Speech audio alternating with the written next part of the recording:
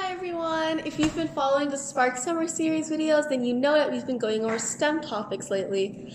So recently I've been going a lot of statistics and experimental design things, so I thought maybe I'd branch off and do something a little more advanced. So today we're going to be talking about chi-square testing. So before we actually go into chi-square testing and discover what it is, we need to discuss what the significance is.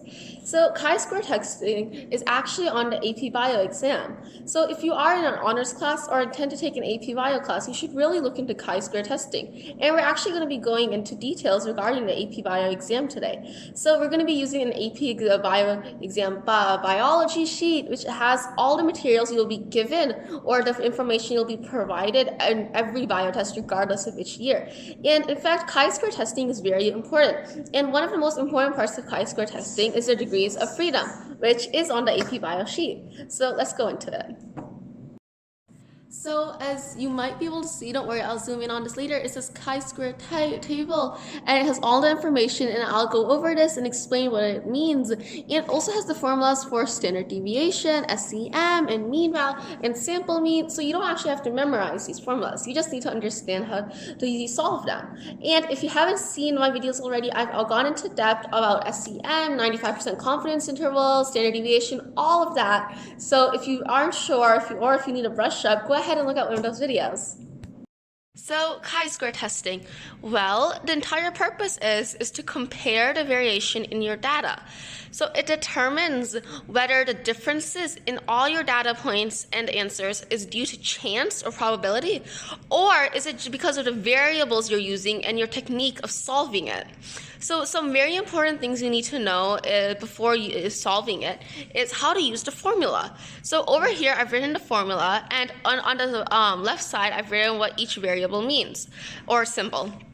So x squared is actually just chi squared. So when you're solving it, don't get confused and take a square root or try to solve each side, because x squared just denotes chi squared.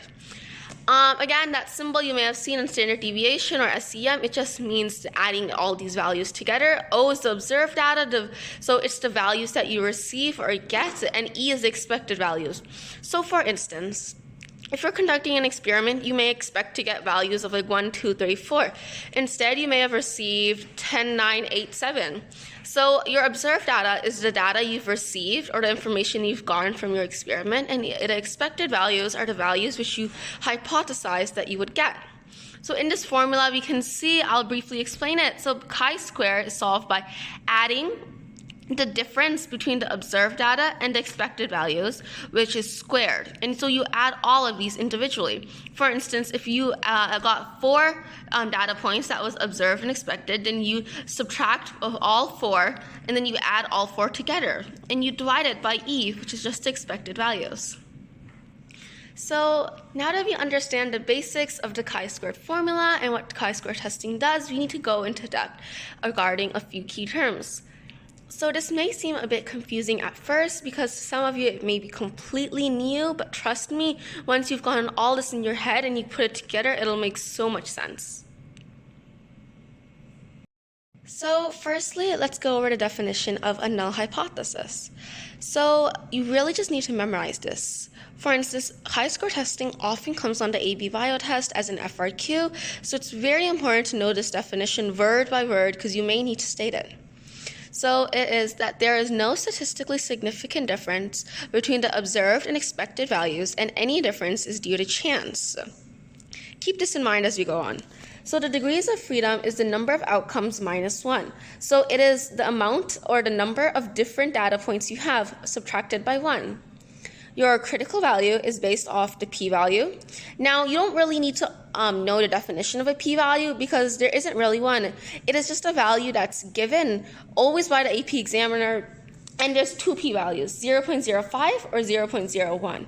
And like I mentioned at the beginning of the video, we're giving an AP Biology equations and formula sheet, and the p-value is actually written on that. So in the questions they'll ask you, they'll specify which p-value they want you to use. And moreover, the critical value also depends on the degrees of freedom. So right now I'm going to pull up the AP Bio sheet. And now we can see the chi-square table, which I showed briefly before. We see the two p-values and we see the degrees of freedom. So the way you use this chart is you go to your degrees of freedom, which is just the number of points you have minus 1. So let's suppose I had 6 points, and our degrees of freedom then would be 5. The p-value they gave us would be 0.05. So I'd go to 5 of degrees of freedom, I'd go down one row to 0.05, and we'd get 11.07 as our critical value. Now you may be wondering, well, why do we need a critical value if this is about chi-square testing? Well, we need to go over two very, very important things before we can actually explain that. Firstly, if the chi-square value is greater than the critical value, you will reject the null hypothesis, and that just means that your data is supporting your experimental hypothesis, that's what you originally thought. However, if x squared is less than the critical value, then you accept the null hypothesis. But when you're writing this out, you will need to write this out if it is an F or Q. You say, we failed to reject the null hypothesis. This just means that yes, this null hypothesis is correct, and there is no statistically significant difference between the observed and expected values. So all the difference and variation between the data points is simply due to chance and probability.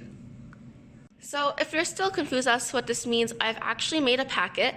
So if you are following along with the Spark Summer Series, then in our meeting, our Zoom session, where we'll be tutoring you guys on STEM, then you will be receiving a PDF of these packets that will be blank so you can follow along and fill them in, along with a PDF of downloadable slides that we'll be going over in the Zoom meeting. So if you haven't been aware of that, it's going to be on our website, which I'll link in the video below. So in this packet, I've already solved this. So in order to put this together and to really understand what chi-square testing is, you have to solve questions. So here I gave an example problem, and we wrote first you have to write the observed values and expected values, which in this case was 12 because there were 24 trials and there's only 2 possibilities, correct or incorrect, obviously. And so you write the observed values, expected values, and then you do O minus E, which is just observed minus expected. You keep solving, you divide it, and you get your chi-squared value, 20.17. Now, what's really, really important is, again, you see the symbol up above where you add the values in the formula. Well, many people, many students, in fact, forget to add this. So we got 10.08 for the correct and 10.08 for the incorrect. So in order to find the chi-square value, we add them together.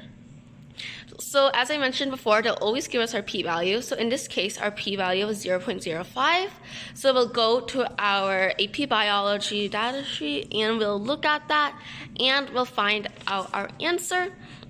We got our answer, degrees of freedom was 1, p-value was 0.05, which means the critical value was 3.84. Since our chi-square value was 20.17, that means the chi-square value is greater than the critical value, so we reject the null hypothesis, and all this observed and expected that all of this data supports our original experimental hypothesis.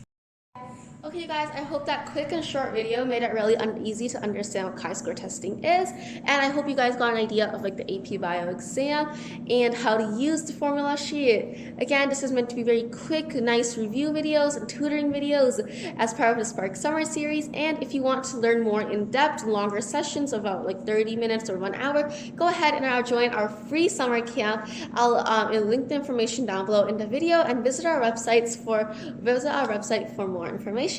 Thank you.